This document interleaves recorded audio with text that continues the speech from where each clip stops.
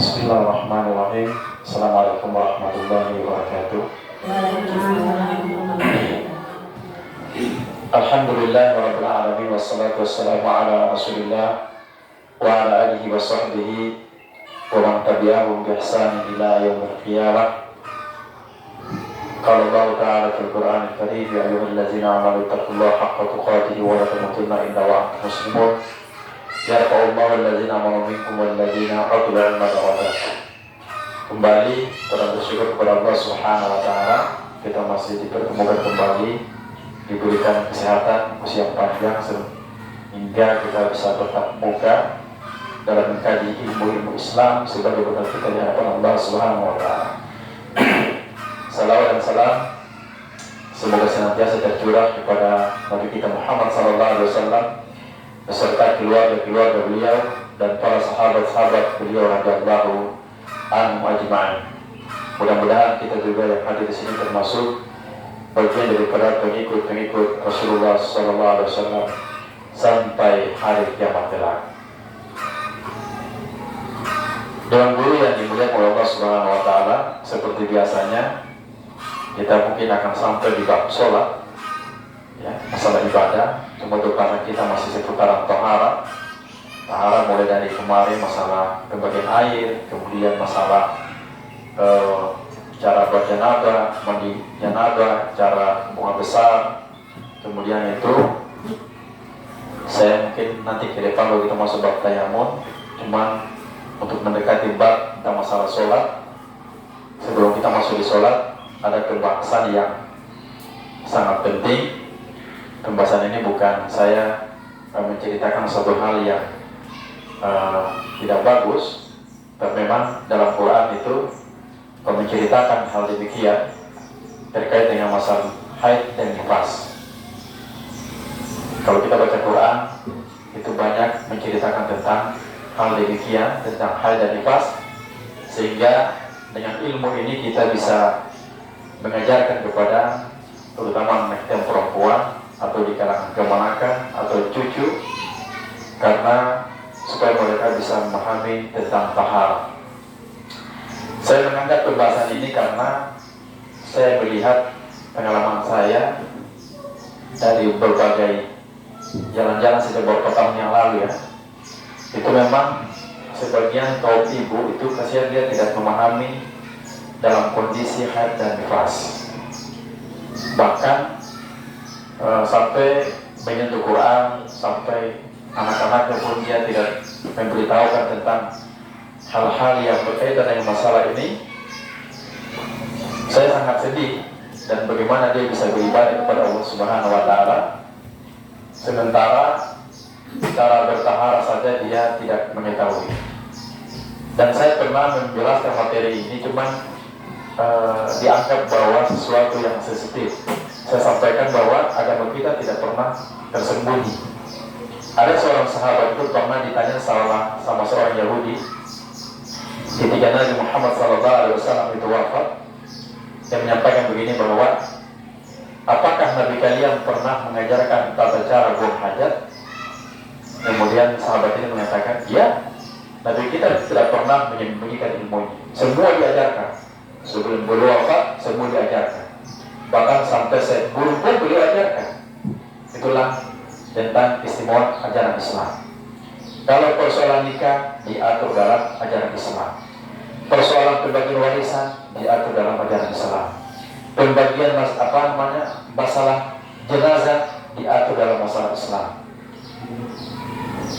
Masalah sholat duha, masalah jihad misalkan, itu diatur semua dalam agama kita. Jadi semua itu jelas, ya. Oleh karena itu saya menjelaskan ini ada pembahasan, ya. Pembahasan pertama adalah tentang mengusap kedua sepatu dan luka ketika nanti berwudu. Kemudian juga dengan pembahasan masalah haid dan nifas. Setuju, ya?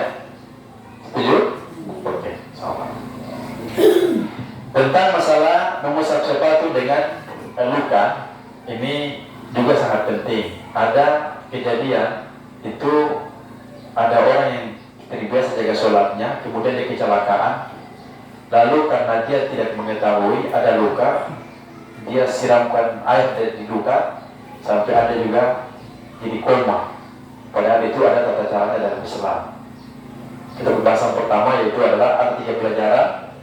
Pelajaran pertama adalah syariat al-mashu, yaitu mengusap kedua sepatu dengan luka.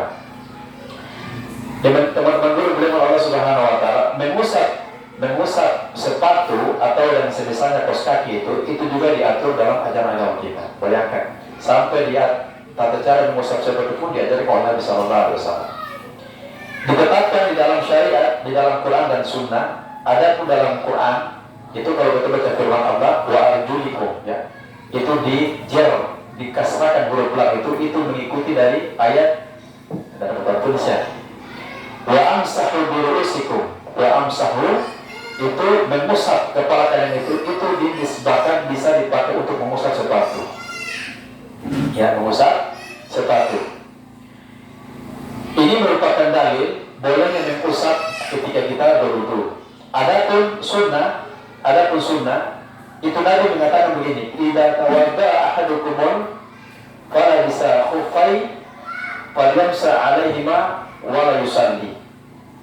Apabila seorang di antara kalian itu berwudu lalu dia masih menggunakan kaos kaki atau sepatunya, maka dia boleh mengusap di atas sepatunya, ya. Nanti kita praktekkan. Lalu setelah itu dia melaksanakan sholatnya.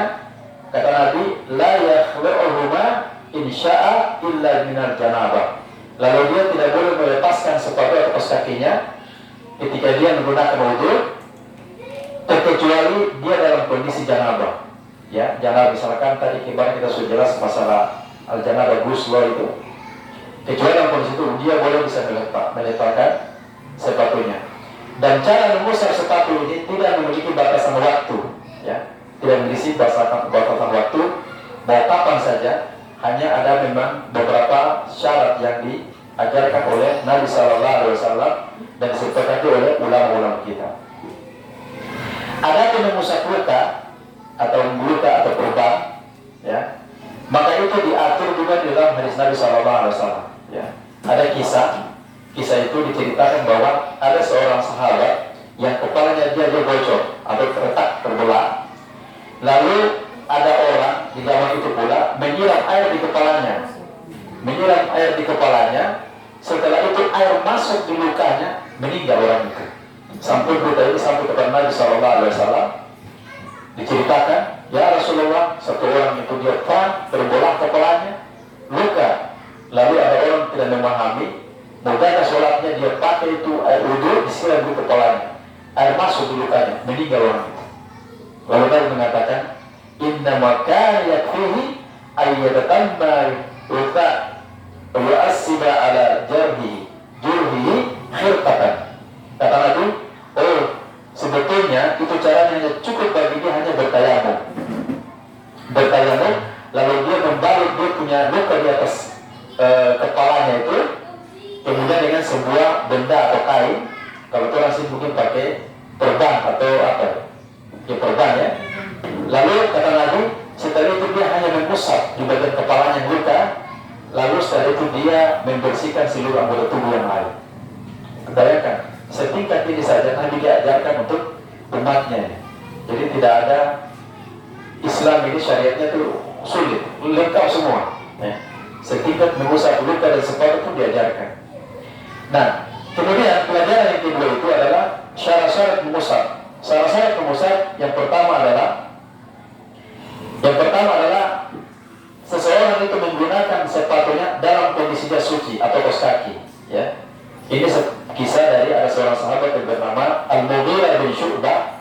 Al-Mughirah bin Syu'bah ini dia ingin melepaskan kedua sepatu Nabi yang Nabi Sallallahu Alaihi Wasallam ingin mencuci kedua kakinya, ya. Lalu Nabi mengatakan kepada Mughirah bin Syu'bah, da'huma fa inni adkhaltuhuma tahiratain. Jangan engkau melepaskan sepatu itu, wahai Mughirah bin Syu'bah, karena saya menggunakan itu dalam kondisi suci, ya, artinya tidak ada kotoran di situ. Yang kedua, syaratnya mengusap sepatu itu adalah kedua sepatu itu harus dia tertutup dari tempat yang wajib. Artinya dia tidak boleh kelihatan mata kaki, ya, mata kaki. Jadi kan tertutup sampai di tipis misalkan kos kaki. Kalau perempuan mengaruh seperti liu ya, kalau dipakai atau di kaki ya, seperti itu. Nah, kemudian yang syarat yang ketiga yaitu sepatu itu atau kos kaki harus panjang ya. Tadi tidak boleh menampakkan itu kedua kulit yang di luarnya. Yang berikutnya tidak boleh menambah dalam musaf itu lebih dari 1 hari atau 3 hari. Artinya kalau seorang itu dalam kondisi itu kedinginan, sakit, kalau dia hanya di rumah menggunakan kos kakinya hanya cuma 1 hari 1 malam itu dibolehkan. Tetapi kalau dia bepergian safar misalkan, atau disuruh mungkin perjalanan dinas ke Batam, tiba-tiba masih menggunakan sepatu atau kos kaki, buka dulu, maka dia tidak boleh melaksanakan buka ya kos kakinya, itu cuma 3 hari saja, 3 malam, itu dibolehkan ya. Kalau 3 di rumah, dalam kondisi dingin 1 hari, bepergian jauh, diberikan cuma 3 hari, itu dibolehkan, diringankanlah, begitu. Yang berikutnya, kalau misalkan seorang itu dia melepaskan kedua kos kakinya atau sepatunya ketika dia mengusap, setelah dia mengusap, maka dia tidak boleh melepaskan kedua sepatu atau kos kakinya setelah dia mengusap. Kalau dia misalkan sudah berwudu, lalu dia melepaskan dia sepatu atau kos kaki, maka wudunya batal. Artinya harus dia basuh kaki, ya, basuh kaki. Soalnya sebenarnya kita praktek cara wudhu langsung, yang saya kasih teori, kemudian dengan praktek masalah mengusap khuf atau kos kaki ketika kita berwudhu, atau dengan luka. Kemudian ada mengusap luka, para ulama mengatakan itu mengusap luka, yaitu tidak disyaratkan mendahului yang suci. Artinya kalau ada dia punya luka di sini, dia patah, ketabrakan, korban, dia pakai wudhu, jangan mendahulukan yang suci dulu di sana. Bapak perlu saya begini. Ya ada luka sini, dia pakai wudhu, ini kan air tapi ini cuma siku misalkan, dia cuma hanya mengusap saja di atas korbannya. Dia masuk air di situ, itu nanti bisa risiko. Kecuali mungkin air laut itu biar luka dia kering. Kalau yang tawar, itu dia risiko. Nah, kemudian ini kalau misalkan dia ada luka, itu dia tidak boleh melepaskan ya, tidak boleh melepaskan. Dia mengusap. Kalau lukanya sudah sembuh, dia susah punya luka sudah kering, sudah karena maka itu dia tidak boleh lagi mengusap. Dia buka dia punya korban baru dia wudhu seperti biasa. Ya, baik. Nah, ada 2 metode di sini, ya. 2 metode kalau wudhunya menggunakan jilbab misalkan dalam kondisi berwudhu, maka diusap itu hanya di atas jilbabnya.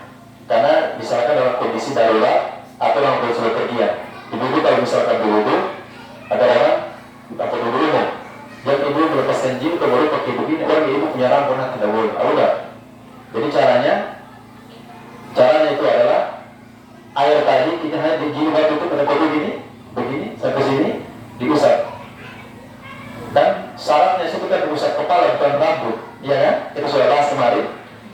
Diusap itu bukan rambut tapi kepala. Jadi ibu harus menggunakan ini. Beda dengan ibu ketika ada suaminya di rumah, ya, itu boleh bisa melepaskan jilbabnya. Tapi sudah kadang-kadang itu di tempat umum ada begitu memang. Saya mereka tidak paham. Dia buka jilbabnya, baru dia pakai wudhu, jadi terpaksa laki-laki dia perhatikan dia punya aura. Ya, apalagi perempuan misalkan dalam kondisi dia cantik dan sebagainya, laki-laki yang tadinya masa itu beliau tuh cek dia perlu mengatur tinggi di mana besar menurut ya. Jadi jaga kita punya aura. Nah, dan sebentar kita tata cara mengusap. Pembahasan berikutnya itu adalah pembahasan masalah haid dan nifas. Kalau haid dengan nifas, saya rasa ini adalah kewajiban atau ketentuan atau kodrat wajib sudah. Ya, tidak mungkin laki-laki dapat nifas. Yang dapat nifas adalah perempuan. Ada 3 pembahasan di sini. Ya, pembahasan yang pertama definisi masalah haid. Ya, haid secara penjelasan para ulama fikih, damun yurkhihi ar-rahim, darah yang keluar dari rahim. Idza balagatul mar'ah, jika seorang wanita itu sudah mencapai akil balik, ya. Ya taruha fi awqatil darah itu sudah ditentukan ketentuan waktu-waktunya. Jadi sudah ketentuan waktu-waktunya. Hikmah dibalik wanita dapat haid adalah tarbiyatul walad, sebagai pendidikan anak. Mungkin dia beristirahat, untuk dia tidak pakai untuk kegiatan ibadah, dia fokus untuk misalkan dia mengurus anak misalnya. Karena orang haid tidak mungkin dia sholat, dia beristirahat, kan begitu. Begitu pula dengan nifas 40 hari, dia mungkin mengurus dia punya bayi. Kemudian para ulama menjelaskan di sini adalah wakal duhuyamun walaida. Darah haid itu dia hanya berkisar 1 hari dan ada juga yang 1 malamnya, tergantung jenis perempuannya. Kemudian para ulama menyatakan waqaluhu 15 yawman. Kebanyakan wanita itu haidnya sampai dengan 15 hari. Wa ghalubuhu 6 ayyam. Dan pada umumnya haid wanita itu berkisar 6 sampai dengan 7 hari. Betul? Atau salah? Nanti bisa dikoreksi. Ini gitu ya. Kemudian para ulama mengatakan itu adalah waqal tuhri, dan jarang suci bagi wanita itu berkisar antara falatata asyara yawman atau 15 yawman. Artinya jarang sucinya itu meliputi hanya 13 hari, kemudian itu dengan 15 hari. Artinya kalau dia haid misalkan 15 hari, maka sucinya untuk sholat itu hanya mungkin sekitar 13 hari atau mungkin 15 hari. Kalau sucinya para ulama menyatakan itu, dan kebanyakan umumnya suci bagi wanita itu adalah umumnya 23 hari atau dengan 24 hari. Haidnya misalkan di bulan Ramadan 30 hari atau 29 hari, mungkin berkisar 23 hari atau 24 hari, itu dia bisa pakai untuk beribadah. Betul? Betul nggak? 23 hari atau 24 hari. Kalau umumnya haidnya 6 hari, 7 hari, maka 24 30 kurang 24 berapa? 30 kurang 6 hari. Tidak itu. Dia suci maksudnya. 24 hari dia suci bisa pakai beribadah. Kalau wanita dia haid sampai 15 hari, maka dia suci cuma 13 hari atau 15 hari. Gitu. Kemudian para ulama itu menyatakan ada definisi 3 perempuan itu yang dapat haid. Yang pertama adalah mubtada'atun wa mu'tadatun wa mustahadatun. Ada 3 kategori. Dia memiliki hukum tersendiri. Wanita pemula, kebiasaan wanita dengan darah istihadah. Pernah dengan darah istihadah? Nanti saya jelaskan setelah ini. Saya bilang tadi memang masalah fikih memang disampaikan ya, karena ini disediakan dalam Quran, harus kita mengkaji. Para ulama menyatakan al-muqtadatu, wanita pemula itu adalah wanita adalah ad-damul awal maratin, dia melihat darah pertama kali, maka hukumnya adalah hukum muqtada ya. Hukum muqtada itu artinya pemula, dia melihat darah pertama kali. Kata para ulama, jika dia masih dalam kondisi sholat misalkan atau puasa ya, dia puasa misalkan, 2 anak kita misalnya perempuan, dia menginjak dewasa kemarin, dia normal puasanya 2005, tiba-tiba dia melihat bulan Ramadan, tiba-tiba ada darah pemula, dia lihat darah, maka disampaikan ibu harus cek terkontrol, oh berarti dia sudah dapat haid. Lalu dia tinggalkan sholatnya dan dia tinggalkan puasanya, tinggalkan sholatnya dan dia tinggal puasanya. Kemudian para ulama mengatakan intazara at-tuhra, sampai wanita itu dia suci kembali, baru perintahkan dia untuk mandi janabah. Setelah itu perintahkan dia untuk melaksanakan sholat dan melanjutkan puasanya. Kalau bulan Ramadan dia tidak lanjutkan puasanya, maka hutang insya Allah itu akan ditagih terus menerus. Kemudian para ulama menyatakan bagi wanita pemula ini, wa idza ra'at ba'da yawmin wa lailatan aktaru ila 15 yawman. Dan jika wanita pemula itu dia 1 harinya dia melihat, oh masih ada darah, besoknya dia perhatikan itu masih ada kena lagi misalkan haidnya, dia sampai dengan 15 hari, maka terhitung dari hari pertama, hari kedua, hari ketiga masih berlanjut, maka dia standar harus 15 hari. Setelah 15 hari, itu udah mandi janabah sudah. Itu sudah ketentuan. Ya, ketentuan dia mandi janabah, lalu dia melaksanakan sholat dan dia melanjutkan puasa. Jika di bulan Ramadan maksudnya. Lalu para ulama mengatakan, "Idza istamarra ma'ahad dammu ba'da khamsata asyara yawman, apabila setelah dia mandi janabah dan mandi suci 15 hari dari haidnya itu sudah selesai, tiba-tiba hari ke-16, mohon maaf, ada darah yang keluar, tapi darahnya itu bukan darah hitam, darah yang merah. Para ulama mengatakan ini yang disebut dengan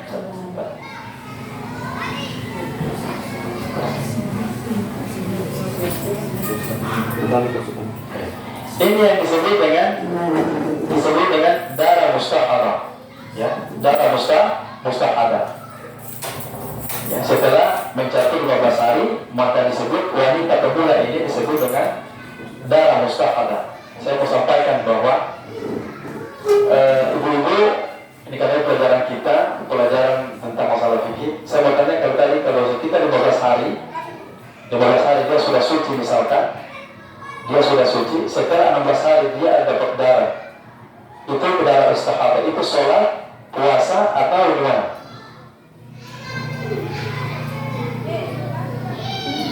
Dipahami tidak? Ulang lagi. Kita pakai rumah masalahnya berbeda. Saya sampaikan lagi, perhatikan baik-baik, ini pelajaran. Kalau misalkan wanita pemula itu dia melihat darah ketika di bulan Ramadan, ya, dia masih melaksanakan, katakanlah dia dalam hari pertama, dia melihat hari ini ada haid, besok ada haid, sampai dengan 15 hari, maka terhitung 15 hari ini, 15 hari besoknya mandi, makanya sudah suci itu, ya, sudah suci. Ini ketentuan ulama fikih para ulama. Lalu para ulama mengatakan itu, jika wanita pemula itu setelah 15 hari dia sudah mandi janabah, sudah bersih misalkan, tapi ke hari berikutnya ke 16 hari dia masih ada darah yang keluar, itu disebut dengan darah mustahadah. Mustahadah itu darah segar yang keluar dari farj yang keluar, maka hukumnya mustahadah. Maka saya mau tanya, ini sholat atau bagaimana?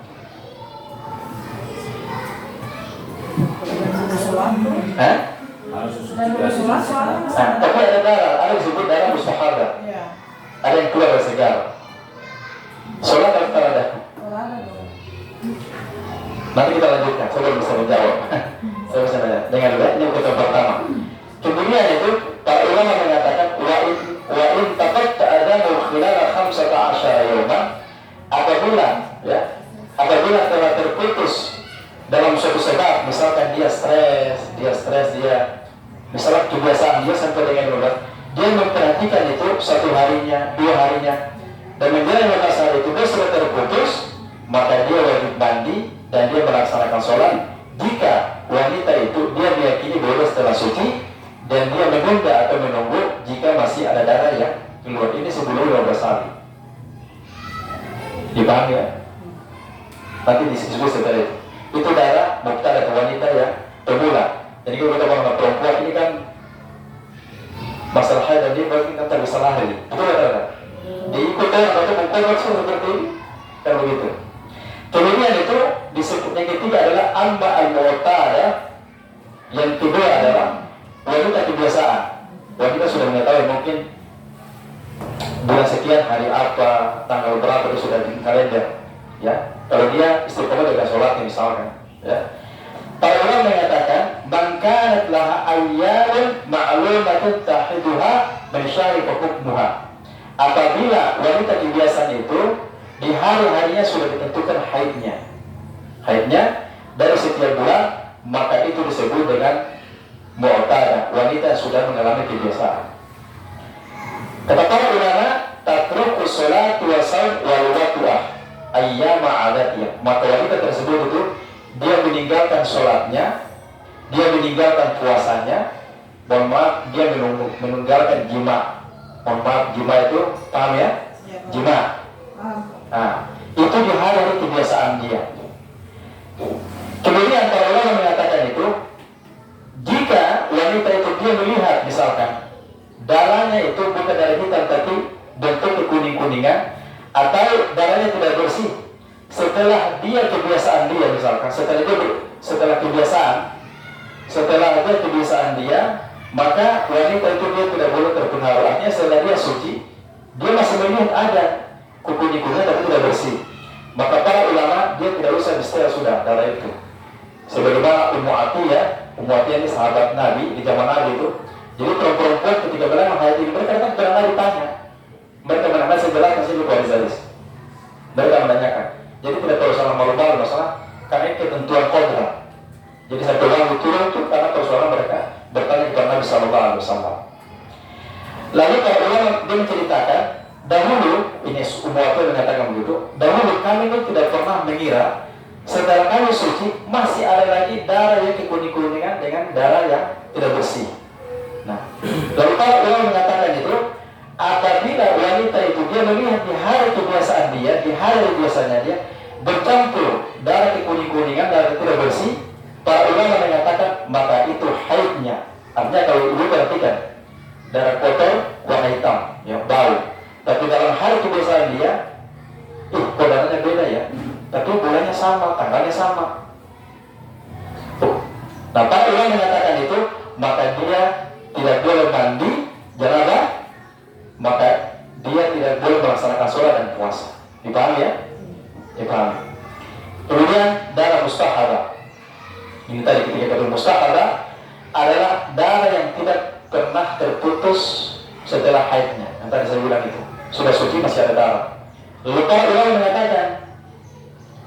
mengatakan, dan jika wanita itu mendapatkan darah mustahadah ya sebelumnya, maka dia melihat kebiasaan dia, dan jika dia masih mendapatkan katakanlah darah sebelum ya kebiasaan dia itu, maka dia menunggu sholatnya yaitu di hari kebiasaan dia 3 bulan. Setelah dia suci, maka dia boleh mandi dan dia boleh melaksanakan puasa, dan dia boleh melakukan jima. Dan jika wanita itu memiliki kebiasaan seperti ini, dia tidak memiliki kebiasaan dia, atau karena wanita itu dia lupa tanggal, dia lupa harinya misalkan, dia tidak hitung, dia tidak perhatikan bulan apa nanti, tanggal berapa nanti ini, tidak teratur, katakan seperti itu, maka wanita tersebut itu dia harus membedakan darah itu dengan darah yang lain, ya. Dia membedakan, dan ini tidak bisa melewati 15 hari. Kalau sudah lewat 15 hari berarti sudah lain. Tapi konsekuensi ini adalah dia tidak bisa melewati dari 15 hari.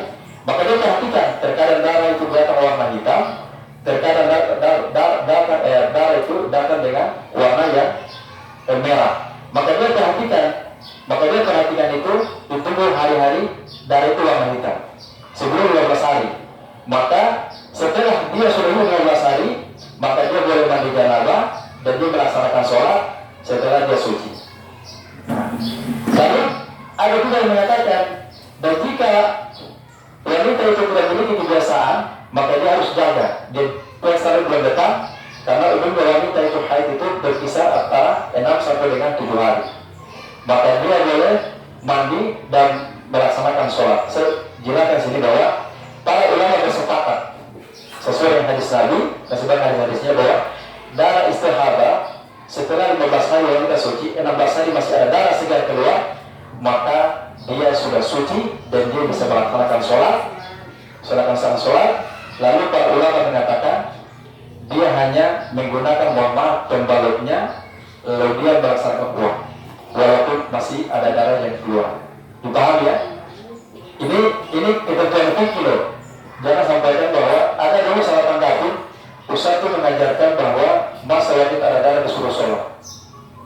Ya, ini ketentuan kalau darah haidnya warna hitam setelah suci, masa darah itu namanya darah istihadah. Maka dia boleh pakai pembalut dan dia bisa melaksanakan sholatnya. Nah, ini ketentuan dari fikih, ulama fikih seperti itu di hadis Nabi. Saya baca hadis-hadisnya supaya kita tidak ragu. Yang pertama, hadis dari Ummu Salamah. Ummu Salamah ini dia mengatakan begini. Saya bertanya kepada Nabi Sallallahu Alaihi Wasallam, ada darah yang ada pada seorang wanita. Dia sampaikan, ya Rasulullah, ada seorang wanita, dia sudah suci di masa darahnya. Apa kata Nabi? Litanzura iddata layali wal ayyam allati kanat tahidahunna min syahri qabla ayusubaha alladhi asabaha. Kata Nabi mengatakan begini, hendaklah wanita itu sampaikan sama dia memperhatikan beberapa harinya, malamnya, beberapa harinya, yang itu merupakan haid bagi wanita setiap sebelum darah itu kena menimpa bagi wanita tersebut. Dan jika ada darah yang seperti itu, maka dia boleh meninggalkan sholatnya karena dia mendapatkan halangan seperti itu. Apabila darahnya itu dia sudah berbeda, maka hendaklah dia mandi, kemudian dia menggunakan pembalasnya, lalu dia melaksanakan sholat. Itu yang pertama. Yang kedua, hadis dari Fatimah binti Abu Hudais. Abu Hudais itu mengatakan begini, saya dahulu terkena darah mustahadah, lalu Nabi mengatakan bertanya kepadanya, "Idza kana damul haid fa innahu aswad yu'raf." Apabila darah itu dia darahnya hitam, maka itu sudah maklum, sudah dikenal, ya. Maka apabila engkau mendapatkan darah haid seperti itu, maka jangan engkau melaksanakan sholat. Apabila darahnya itu lain daripada yang lain setelah 12 hari, maka hendaklah ada janabah kemudian pakai untuk berwudu. Dipahami ya? Paham? Itu. Kemudian Nabi mengatakan kepada Fatimah binti Abu Hudais, kalau darah seperti itu yang masih keluar, itu disebut dengan irkul. Irkul itu penuh darah, ya, penuh darah. Hadis yang ketiga yang bernama Hamnah binti Jahshin, ini bertanya. Dia mengatakan, dahulu aku mendapatkan darah istihadah yang sangat banyak. Lalu aku bertanya kepada Nabi SAW tentang peristiwa ini. Nabi mengatakan, "Hiya raddatun minasyaitan, fatahayyadi sittatu ayyam atau sabatu ayyam sudah tusuli." Kata Nabi mengatakan perempuan yang bernama Hamnah binti Jahshin mengatakan bahwa itu hanya bagian daripada langkah-langkah syaitannya, darah istihadah banyak. Kata Nabi mengatakan, kalau haid itu hanya 6 hari dan 7 hari. Setelah itu lagi sudah darah istihadah. Maka boleh mandi. Setelah itu pakai sholat selama 23 hari dan 24 hari. Bisa dipahami ya? Ibu? Ada yang mau bertanya lagi? Sebelum kita ke nifas. Lanjut. Nifas huwa damu kharij min al-farji akibul al-wuladati. Nifas adalah darah yang keluar dari farj setelah seorang itu perempuan yang melahirkan dan tidak memiliki batasan tertentu. Para ulama mengatakan, kapan saja wanita nifas ini dia meyakini sudah suci dari nifasnya, maka dia mandi dan dia melaksanakan sholat. Illa, kata para ulama, al-wata itu al-jima', maka dimakruhkan bagi wanita nifas sebelum 40 hari melakukan jima karena dikhawatirkan berbagai penyakit dan juga risiko, ya, karena sesuatu hal. Pada umumnya nifas itu berkisar sampai dengan 40 hari, ya. Ini sebagaimana dikatakan oleh Ummu Salamah mengatakan, an-nifas tajlisu arba'ina yawman, ya. Ummu Salamah itu bertanya kepada Nabi, "Kam tajlis ma'atu idza walad?" Ya Rasulullah, berapa lama wanita nifas itu dia menunggu suci? Kata Nabi mengatakan arba'ina yawman, 40 hari. Kalau kita di sini dengar 40 hari, ya. 40 hari itu tunggu sucinya maksudnya.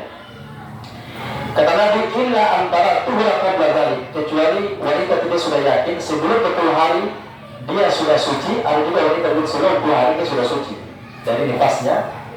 Ada juga yang 40 hari, rata-rata 40 hari. Maka para ulama mengatakan wajib dia bersuci apabila sudah orang nifas ini sudah sampai dengan 40 hari. Dia mandi, lalu dia melaksanakan sholat, kemudian dia melaksanakan puasa kalau hal itu di bulan Ramadan. Walaupun sudah 40 hari, tetapi katakanlah dia merasa belum suci tapi sudah suci, berarti 40 hari. Maka hukumnya dia sama dengan darah wanita karena darah istihadah. Darah istihadah setelah dia suci 15 hari, 16 hari, 17 hari ada yang keluar, dia bisa dipakai sholat karena ini hukumnya sama dengan darah istihadah. Bisa dipahami ya? Bisa dipahami. Kemudian ada tata cara kedua wanita nifas ini Wanita suci untuk mengetahui dia suci atau belum suci. Yang pertama, mohon maaf, para ulama menjelaskan itu adalah sesuai dengan medis. Para ulama mengatakan itu adalah al-asul al-baida wa hiya ma'ul abyad yakhruju akibat tuhur. Jika wanita yang nifas ini dia melihat kesucian sudah suci belum, ada dengan dua tanda. Yang pertama adalah ada perekat putih, cairan putih yang keluar ketika selesai suci. Tapi ini saya baca cari-cari bab ini, saya cari-cari makalah materi ini. Ada yang mengatakan jangan wanita melihat cairan seperti itu. Yang kedua, Pak Ulama mengatakan itu untuk mengetahui nifas ini dia sudah cuci belum, maka mohon maaf dia bisa meletakkan kapas di dalam farjinya, ya. Maka perempuan yang nifas itu dia mengeluarkan kapas dalam kondisi kering. Dan para ulama mengatakan taf'alu zalika qabla an-nawm wa ba'dahu. Dia mengerjakan itu dalam kondisi dia mau tidur atau setelah dia bangun dari tidur. Lalu dia lihat apakah sudah suci atau belum suci. Ini ada dua cara, ya. Dua cara. Mohon maaf dulu saya menjelaskan ini karena ini ketika masalah bab tahara, masalah suci, karena untuk menjaga kita punya sholat, tidak bisa tinggalkan sholat. Jadi nanti kita masuk di bab sholat tentang anjuran-anjuran untuk melaksanakan sholat, namun kita melewati dulu pada babakan seperti ini. Kemudian pelajaran yang ketiga itu adalah yang tidak boleh dilakukan bagi wanita haid dan nifas. Yang pertama, al-waqtu, ya, berhubungan suami istri. Allah mengatakan dalam surah Al-Baqarah ayat 22, "Wala taqrabuhunna hatta yatahharna." Dan janganlah para suami mendekati istri-istri mereka dalam kondisi haid hingga istri-istri mereka kembali suci baru boleh kita dekati. Yang kedua, wanita haid dan nifas itu tidak boleh melakukan sholat dan puasa. Kalau sholat, kalau puasa. Kalau puasa itu gimana hukumnya? Kalau orang puasa gimana? Kalau dia haid dan nifas? Mengganti. Kalau puasa gimana? Mengkada kan? Kada. Kalau sholat kada ya? Tidak mengkada kan? Tidak mengganti. Perhatikan lebih baik. Kalau puasa, kalau wanita puasa dia haid, maka dia batalkan, nanti dia ganti bulan yang lain. Ini ibu sudah pengalaman, saya jelaskan lagi. Kemudian kalau dia sholat, dia tinggalkan sholat, dia tidak perlu mengqadha. Ya, tidak boleh mengqadha karena dia dalam kondisi haid. Nabi mengatakan begini, alaysa idza hadat al-mar'atu lam tusalli wa lam tasum? Bukankah wanita haid itu dia tidak melaksanakan sholat dan puasa? Kemudian Aisyah istri Nabi mengatakan begini, kunna nahidu ala ahdi Rasulullah sallallahu alaihi wasallam. Dahulu kami haid di masa Rasulullah sallallahu alaihi wasallam. Kami hanya diperintahkan untuk menggantikan puasa, lalu kami tidak diperintahkan untuk menggantikan sholat. Itu. Yang berikutnya, orang haid dan nifas itu sudah jelas ya, tidak dilarang memasuki area masjid.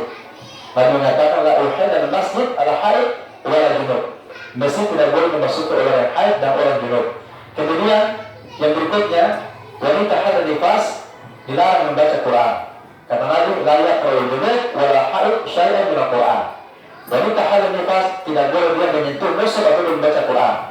Kemudian yang kelima, sebelum saya menjelaskan, saya bertanya dulu kasus yang sering terjadi. Saya juga pernah melakukan seperti ini. Ada orang pernah tanyakan, kalau misalkan ada rumah tangga cekcok berujung kepada perceraian, istri dalam kondisi haid, jatuh keputusan pengadilan agama, wanita haid, ya, istri haid, bisa nggak perceraian itu? Tidak bisa, karena oke, pintar, oke, mantap. Saya baca yang ketentuannya di sini adalah wanita haid dan nifas, wanita yang haid dan nifas itu, ya, itu dilarang talak, ya, dilarang talak. Kata para ulama, fa'inal haid la tutlaqu bal tunzar hatta tathur. Wanita haid dan nifas tidak boleh diceraikan hingga bahkan wanita istri harus ditunggu sampai dia suci. Kemudian sebelum dia diceraikan tidak boleh disentuh, ya, tidak boleh disentuh dan diceraikan. Ini kisah ada seorang sahabat yang bernama Ibnu Umar, anaknya Umar bin Khattab ini, dia menceraikan istrinya dalam kondisi haid. Berita ini sampai kepada Nabi SAW, lalu Nabi mengatakan, yuraji'uha wa yumsikuha hatta tathur. Kembali kepada istrimu hingga istrimu itu suci, baru bisa kamu ceraikan. Seperti itu. Yang terakhir, hal-hal yang dibolehkan dalam kondisi haid dan nifas. Ya, kondisi haid dan nifas yang dibolehkan pertama al-mubasyarata fimma dunal farj. Ini masalah fikih, mohon maaf saya ulangi. Ini masalah fikih yang terkadang juga sering terjadi di lingkungan kita. Yang pertama yang dibolehkan dalam kondisi haid dan nifas itu adalah mubasyarah. Mubasyarah itu, mohon maaf, hadis Nabi mengatakan sana'u kulla syai'in illa nikah. Lakukan segala sesuatu kecuali jima. Ya, kecuali jima. Dulu sudah paham ya. Kemudian itu yang kedua adalah zikrullah ta'ala, ya, berzikir kepada Allah. Apabila seorang tidak menginginkan berzikir dalam kondisi haid, maka jangan dilakukan, itu terlarang. Yang ketiga, wanita haid dan nifas boleh menggunakan pakaian ihram ketika berangkat haji dan umrah. Dia bisa menggunakan ihram untuk di Arafah untuk melakukan seputaran haji dan umrah, kecuali tawaf, ya, kecuali tawaf. Tidak boleh dia tawaf dalam kondisi haid, ya. Kemudian yang terakhir adalah bolehnya orang yang haid itu dia punya gelas minum atau makanan boleh kita pakai, tidak jadi persoalan, ya. Karena tidak ada persoalan, karena Aisyah menceritakan di sini, saya dahulu minum dalam kondisi haid, lalu Nabi mengambil gelas yang saya bekas minum, lalu Nabi tempelkan mulutnya di saya punya bekas minum pada saat kondisi haid, maka itu tidak jadi persoalan karena Nabi tidak melarang. Ibu-ibu dimuliakan oleh Allah Subhanahu wa Ta'ala, ini saya bisa sampaikan. Sebelum mulai pertanyaan, kita berdoa kepada Allah Subhanahu wa Ta'ala. Mudah-mudahan Allah memberikan kita taufik dan hidayah sehingga kita bisa bertemu panjang, bisa bertemu kembali. Bismillahirrahmanirrahim. Alhamdulillahirabbil alamin. Wassalatu wassalamu ala Rasulillah wa ala alihi wa sahbihi wa man tabi'ahum bi ihsan ila yaumiddin. Allahumma ighfir lana wa liwalidayna warhamhuma kama rabbayana shaghira. Allahumma ansurna 'alal mujahidin fi Palestin. Allahumma ansurna 'alal mujahidin fi Gaza. Allahumma inna nas'aluka 'ilman nafi'an wa rizqan thayyiban wa 'amalan mutaqabbalan. Rabbana atina fid dunya hasanah wa fil akhirati hasanah wa qina 'adzabannar. Subhanallah wa bihamdika asyhadu an la ilaha illa anta astaghfiruka wa atubu ilaik. Assalamualaikum warahmatullahi wabarakatuh.